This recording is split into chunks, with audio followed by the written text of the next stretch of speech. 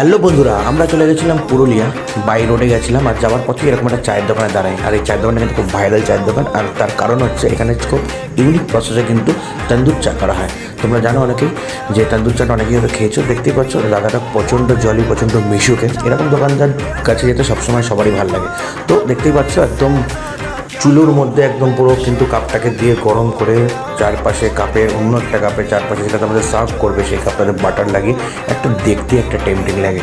স্বাদ বলবো, আমার সত্যি কথা বলতে আমি অতটা চা প্রেমী না। আর আমার চা বলতে গেলে সিম্পল চাই ভালো লাগে, মানে লিকার চা আদা দিয়ে। আমি দুধ চা তত প্রেফার করি না। কিন্তু হ্যাঁ, এটা মানতেই হবে যে দাদার চা বানানোর স্টাইলটা কিন্তু ইউনিক। এরকম কারা কারা বানাতে দেখেছো, বানায় সবাই বানায়, কিন্তু একটু বানানোর মধ্যেও একটা প্রসেস থাকে। তো দাদার এই যে হাত ফাত নাড়ানো বা দাদার মুখের হাসিটাই কিন্তু একটা আলাদাই একটা মন জয় করে। তো আমার কিন্তু বেশ ভালো লেগেছে।